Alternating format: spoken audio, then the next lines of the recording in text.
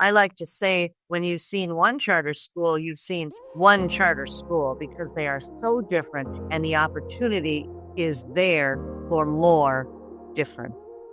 You're listening to the Bold by Choice podcast with Vashanta Harris and Jim Gunner. Real talk about charter schools, from the boardroom to the classroom, powered by the National Charter Schools Institute. Well, welcome back, friends, to the Bold by Choice podcast. I'm your host, Vashanta Harris, and this is it. It's the final episode of season 2. Over the past 9 episodes, we've done some traveling. We went back through the origins of chartering. We talked about the thinkers, the policies, the founders, and a couple of the first schools. We've explored the vision, the struggles, and the breakthroughs that brought chartering to life. And here's the truth. Chartering is not just history. It is a living, breathing promise.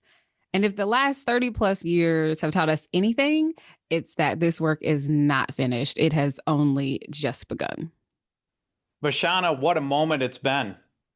To everyone listening, you've made it through a season of bold ideas, powerful stories, and fierce commitment. And here we are at the crossroads of memory and momentum. Looking back, yes, but more importantly, looking forward. Because here's the deal.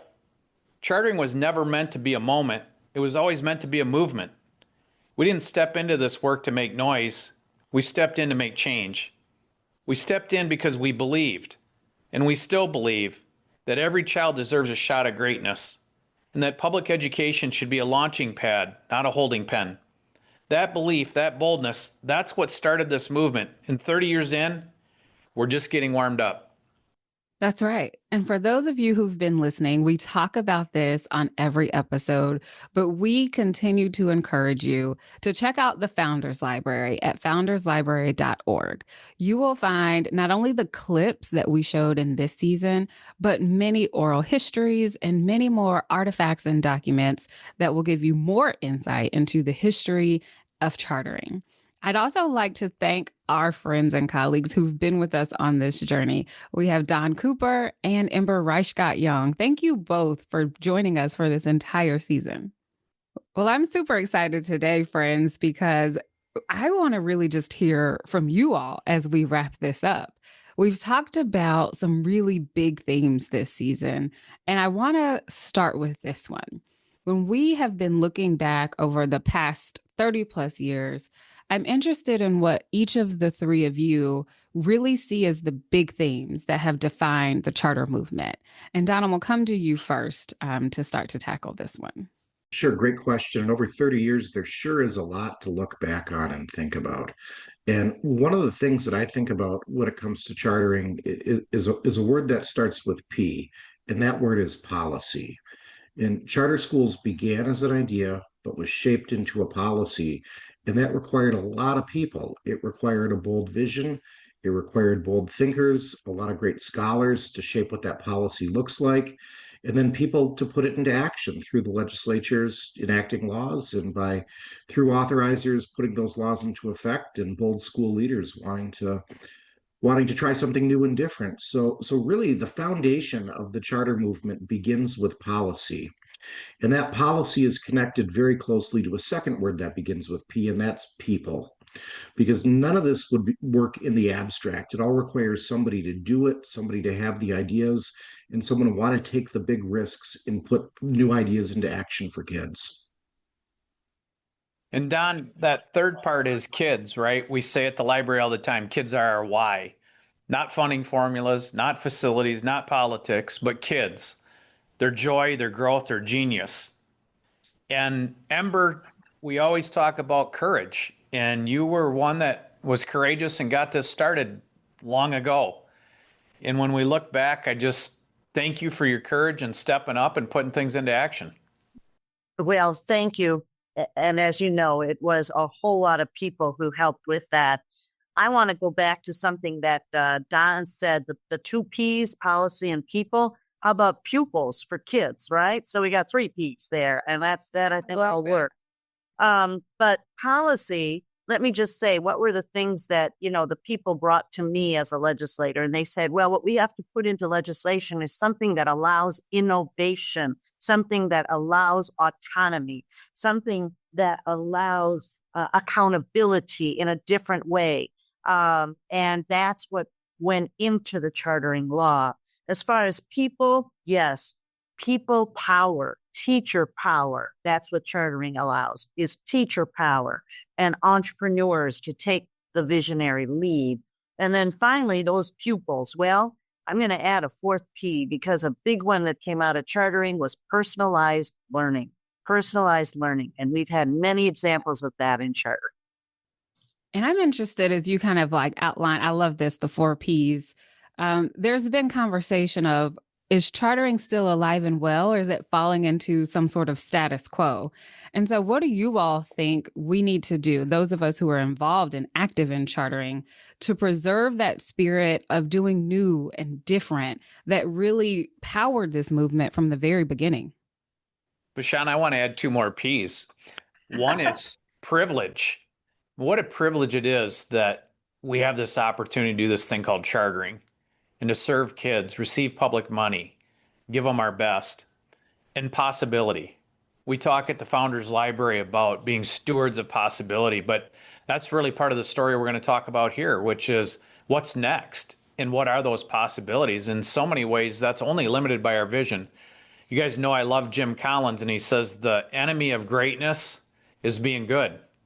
And we've come a long way in 30 years, but we got a lot further to go. And that's that purpose that keeps driving us forward. And Vishanta, to that purpose, it's so important that we keep kids at the center.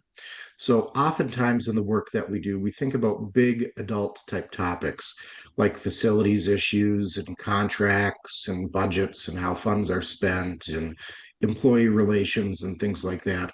But our purpose in doing this is new arrangements to help kids learn better. So as long as we stay committed to that purpose of helping kids learn better, getting better results for kids, trying new and different things, empowering teachers, and realize that the adult side of things, the business aspects, those are important, but those are all in service toward that purpose. And that's another P, purpose, because most charter schools really do become created around a purpose. And I love that. And how do we keep ourselves from falling into the status quo and preserving new and different, as you asked, Vishanta? Well, we just let policy makers do this again. Let citizens take the lead. Let citizens do the work. They have ideas. Remove the barriers and let citizens take the lead. That, to me, will allow this to continue and allow other innovations to take hold. Bashana, I need to slide in 1 more P, and that's promise. We like to say that chartering is not just a contract or a process or a policy, but it's a promise. It's a promise we prove to kids and families together. And that's why we keep doing what we do. It's why we have perseverance, because we don't always get it right, but we never quit. We keep moving forward. We keep following the people closest to the action because they are relentlessly trying to make a difference for kids, finding new and better ways. That's right. And I want to spend a little bit more time on the P representing policy. We were talking last week just about how chartering has really always been about creating space. And one of those spaces is in the legal and the policy framework. What have we learned from the compromises and even the structural decisions of the past? And how can we maybe apply some of those lessons now? Well, as the policymaker on this call, I'm going to jump in. And the whole piece about chartering is that it comes from the center. It comes from the center. It's bipartisan, always has been bipartisan. And that's where innovation arises. Things that are innovative don't come from the sides or the extremes. So the only way chartering came forward and succeeded over the years was by coming from the center, bringing people from all parties together in this effort. To that, I think one big policy lesson we've learned is compromise does not mean defeat. So because chartering is a centrist policy, at our origins as a centrist policy, that means that people on both sides had to give a little bit in order to arrive at some common ground. And that common ground allowed, new people to try different things in public education to get the results that we have. We've talked about this season as what are the lessons learned and some of the legacy, but I think one of the keys is that chartering isn't just about opening schools, it's about systems change. And some of the best leaders I've met in chartering, they didn't just open schools, they opened minds, they opened hearts, they inspired teams, they invited other people to the table. And I think that's a really powerful component for the people listening today because they need to do the same thing. And just building on that a little bit, a lot of the people that we talked about stayed with chartering from the idea phase through the policy phase, through the enactment, implementation, and opening schools. So that's one lesson that I think that we see here on the policy side is if you're committed to something, you've got to stay with it for a real long time. It's not enough to just pass a law and hope that it works out, or to propose an idea and hope somebody takes it and runs with it. So I think of Elisa Graham Keegan in Arizona. She passed the law. She got in a position as state superintendent to help provide for its enactment and shepherd it through. Governor John Engler in Michigan proposed a bold vision and through his time in office and after, stayed with it and helped marshal resources and clear away roadblocks that prevented authorizers and school operators from doing great things for kids. Jeb Bush, of course, from before he was governor to during, into the great work that he's doing now at Excel and Ed. Those are all examples of people who have stayed with us for a real long time to take that policy, implement it, and to help make sure that it's achieving the vision that it was set out to do. And one of the things that you all taught me, I believe it was we were at the Alliance and we were recording our first episode for this season. And we talked about why we use the term chartering. And we talked about the action verb nature of that.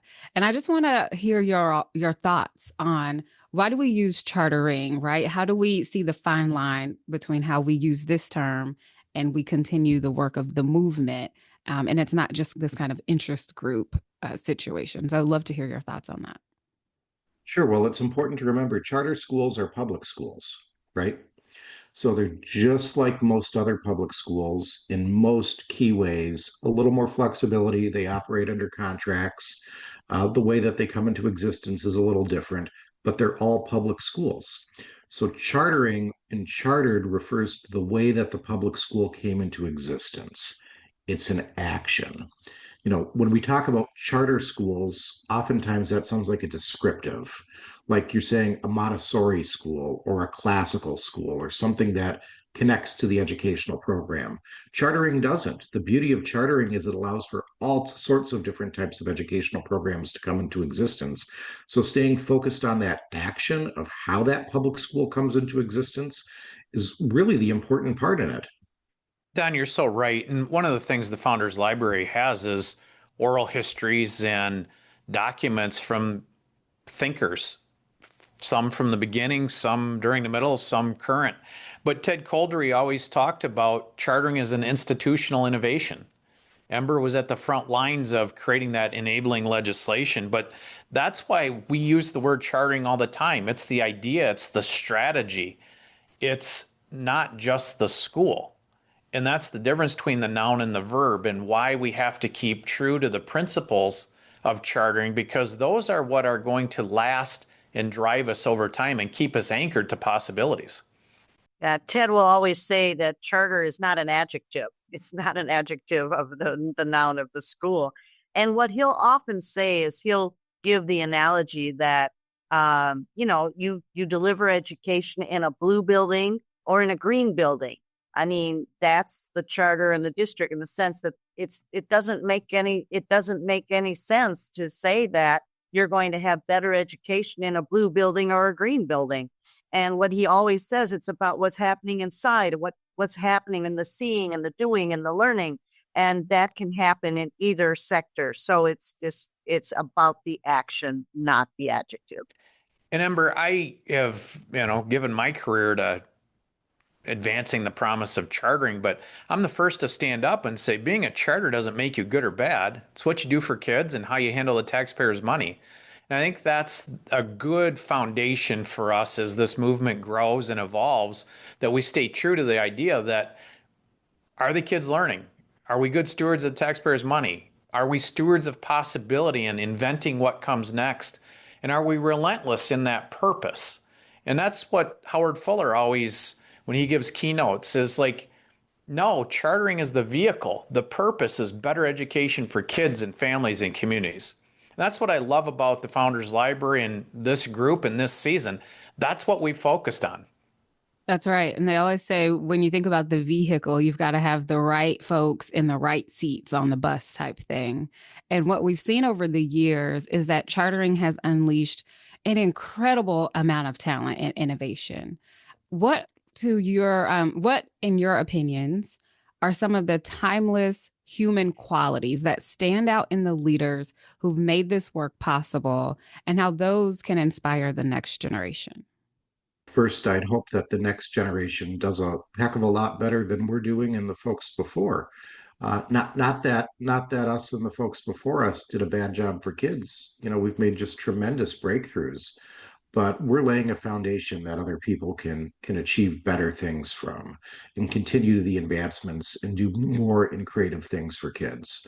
One of those leadership traits that really stands out with the previous generation and with those working in chartering today is boldness. So this is a group of people that don't take no for an answer. They have a vision. They want to act boldly, and they do. And they keep kids at the center of what they do. They learn what the possibilities are under law. They challenge the givens when they need to challenge the givens, but they maximize the opportunities that they have in order to get great results for kids. So that's where I kind of see the people and the policy working together, because the more we challenge the givens, we're bold in that sense around what needs to be done, the more we can work with our policymakers and shape and mold the environment in which we operate. So I just encourage the next generation to continue that boldness, to continue challenging the givens and look for not only what's possible, but what could be possible to keep getting better results in the future. Don, throughout this season, we talked in different ways about leaders versus managers, policy entrepreneurs, people that had the vision, were willing to take the risk to make things happen. And, that's my message to the people listening today. Yes, there's a need for management, but the future is about leadership. And leaders open hearts and minds. They elevate people. They bring people to the table. They offer invitations to join a cause that's bigger than themselves, bigger than their school. And that's really why I'm so adamant that I'm not part of a sector, I'm part of a movement. And I want us all to have that mindset that this is about moving forward. It's about changing the arc of education. It's about changing the lives of kids and families, and that transformative power of a phenomenal education. We want that for everybody. Well, and I'll just add to these leaders, not only are they bold, and I guess that's why our podcast is called Bold by Choice, but they have courage, vision, risk taker, and thick skin. Thick skin. You got to have that to succeed as a chartering leader. And many of them are entrepreneurial. They have skills beyond education in business, in leadership. And that well-rounded leader is often the most successful.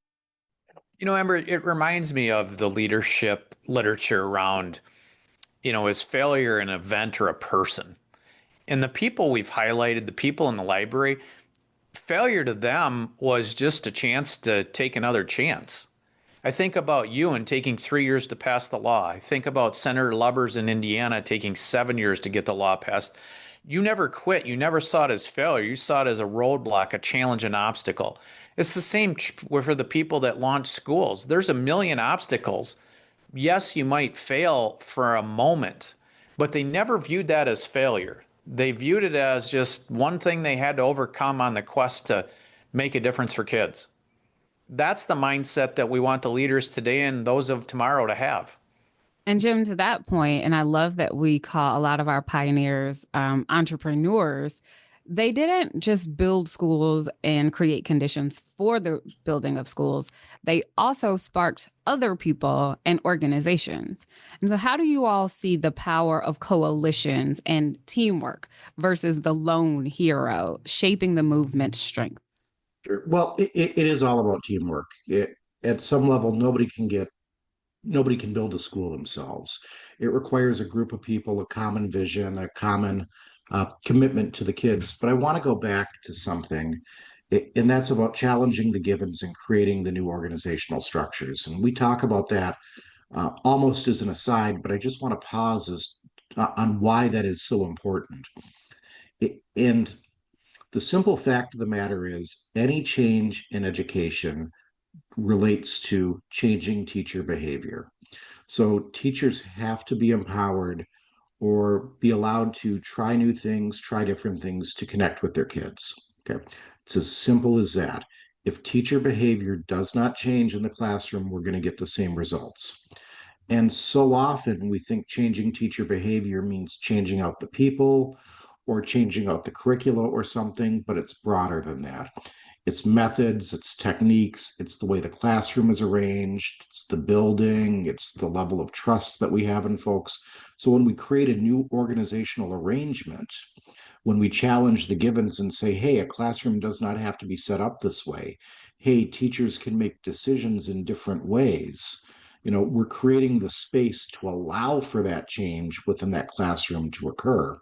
So that's where the organizational side is just so important, that we need to get the organizational side right, because that's what empowers the team in the classroom to be able to do great things for kids. Vashanta, I just heard Don talk about something we spent a lot of time with the A game, advancing grade authorizing and modeling excellence, and that's design thinking.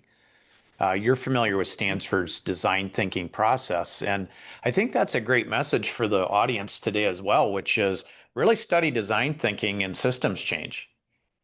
Well, and I would add that sometimes systems change takes some outside help to guide you, as you were saying. And so I think the rise of support groups around chartering has helped that, has helped individual schools to succeed and to help them to, replicate the very fine models that occur. Yeah, and that gets to your question, Vashanta, about teamwork. So whenever I work with a new school, I always remind them, you're a part of a lot of different networks. You might not feel like it. You might be a small school, the only one in your area with that particular model, not part of a CMO, but you're part of your authorizers network. You're part of the charter support organizations, the advocacy organizations. In a lot of ways, you're connected with your intermediate district. So build that team around you, leverage the networks, leverage the outside support in order to focus on your mission. What I love about this movement is the people in it elevate each other. They're so giving and willing to share. Whether you're a school, a board member, an authorizing agency, facility finance, there's just so many people willing to give you a helping hand, share their wisdom. It's part of the reason we're doing this podcast, right? We don't want these lessons to be a secret. We want everybody to know them so they can learn from them and they can build and grow the future. That's right. And we have spent a good amount of time this season on the adult activity. So the laws, the policies, the leadership.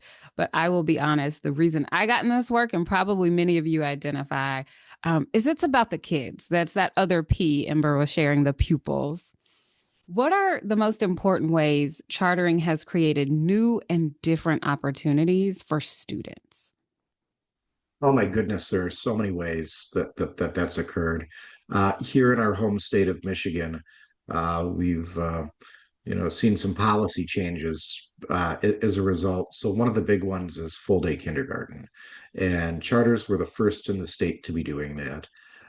And now it's something that's just very common. Everybody's in full day kindergarten. And some days I'll drive around Grand Rapids or Detroit or other places and just smile as I look at the names on the buildings too. Because in Grand Rapids, we have the school at the zoo. We have a school in a public museum. We've got all sorts of innovative models within the district that probably wouldn't have been possible without the catalyst of chartering, pushing them in that direction and encouraging them to differentiate education for kids. So I think we see that on the policy level, and we also see that on the practical level within the schools and what school districts are doing for change. I'll just share a personal story with my own daughter, Natalie. I thought I knew how to raise kids after the first six, and Natalie came to us with UP syndrome. But I'm a charter school dad. And so every day that I'm not traveling, I take Natalie to school to Renaissance Public School Academy. And she has an IEP. And I'll never forget sitting in the IEP, and they said, well, we think she should take the state test. In Michigan, it's called the M-STEP. And I said, well, why would you do that? She's not going to help you with your scores and your accountability. And they looked at me and they said, because we think she can do it. Mm. We think she can do it. And so the dignity of the person, of the student versus the label. And I think that's, it's the special superpower of great schools. They love the kids for who they are and what they can become. And it's the lesson we all think about when the leaders, the coaches, the teachers that impacted our own lives, they saw more in us than we thought was possible at the time. And I think that love is what drives the really phenomenal charter schools out there today. So, Jim, I want to share a story that my friend Andy DeVries shared with me about his time in the classroom. And Andy is the founding board member of two charter schools in the Grand Rapids area, just a great guy. But his background is in education himself. And he will share a story about a little girl in a kindergarten class from many, many years ago who was having trouble figuring out her left from right. She just couldn't get left from right figured out. And she would put her shoes on the wrong feet every day. So one day he put a U on one and a P on the other because she was able to tell the difference. And she asked what it stood for, and he goes, unlimited possibilities. You have Mm. unlimited possibilities. And that little girl has grown up and has done just wonderful things, but it takes someone with a forward-looking mindset like Andy to really unlock the possibilities that there are for kids. And chartering just brings out that in so many people. I love that story, although I have to say UP made me think of Upper Peninsula. But anyway, but there are a number of other other schools that I have so enjoyed touring during my time the last decade or so and visiting.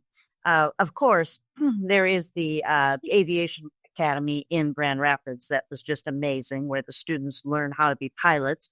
There's a labor school in Minnesota where the high school students, learn how to build a house and actually build a house. There are the health careers schools where they learn health careers and intern while they're in the school. And there's the environmental schools, including here in Minnesota, Trek North in Bemidji, where they're really outdoors most of the year, including in the winter, to do their learning. So I think that there are just so many different opportunities. I like to say, when you've seen one charter school, you've seen one charter school, because they are so different and the opportunity is there for more different. Vashanta, that is one of the hallmarks of great charter schools, though. They have a mission and a purpose and a focus. And I think about all the students in schools that don't, and they're just learning content because it's, quote, the state standards, or because that's what's being taught today. But it's disconnected from something that's relevant, something purposeful, some context that matters. And when you start tying learning into something like a mission, like a purpose, it gives its new life, it gives its new joy. And these students are capable of so much, but often they're bored, they're not stimulated. And that is one of the keys of great schools. And Ted Couldery talked about this early on. The magic happens between the student and the teacher. And it's really an issue of how do we engage the students to take ownership and responsibility for their own learning. And when you turn that loose, you've got magic happening. That's right. I have to shout out some schools here in my state in South Carolina as well. My nephews attend a Chinese language immersion school. And so since kindergarten, they've spent half their day under Chinese instruction as well as their regular core academics. And it's tough, right? Like they talk about how tough it is. But I'm so amazed at what I'm watching a third and fifth grader be able to do at ages 8 and 10 that I just don't know would have been possible without the option of chartering. So there's so many possibilities. And how do we keep kids at the center as we imagine what the next 30 years may be? So what are some of your thoughts around that?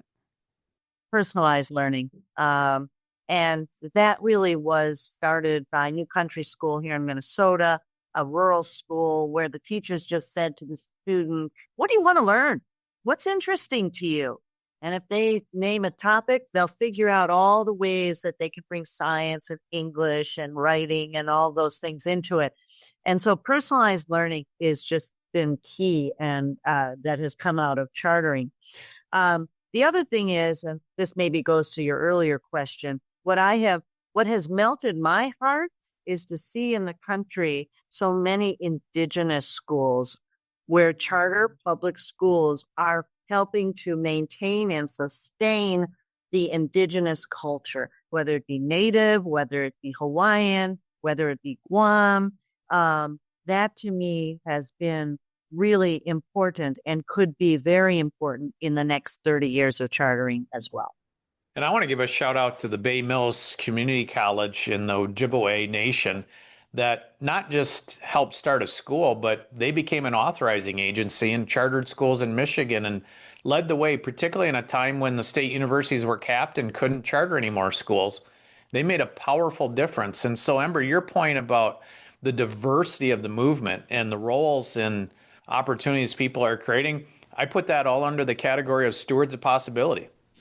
Shauna, I want to key in on something that Jim often talks about, and that's the importance of being a charter school movement. And sometimes we don't step back and really think about what a movement is and what's important about a movement and why is that different than a special interest group or an industry association or an advocacy association. And that really is key to your question of how do we keep kids first? We keep kids first by being a movement. Because what social movements are is they're bottom up, they're grassroots, they have a big thematic common vision for things that a lot of different people are trying different ways to implement and put into action. But the goal, the focus of it is something that's more of an idea and less of a concrete policy per se. And there is no one quote unquote true leader of a movement, even though there might be many leaders that emerge, but lots of different people taking leadership roles in the grassroots.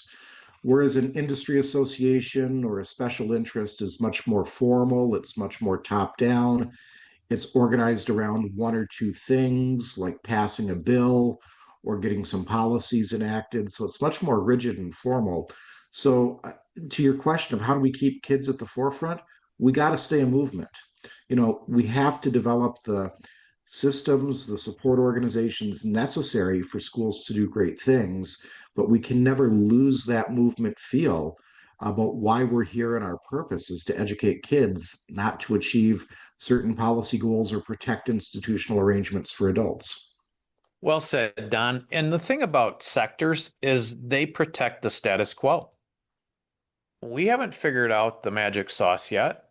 There's still a lot of kids that are battling the streets and not learning to be able to read and write and do math. And so we are a movement because there's more to do. And it's not just about charter succeeding, it's about all schools for all kids succeeding.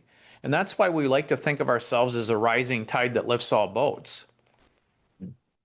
As I think back on this season, I'm even personally struck by how much I've learned.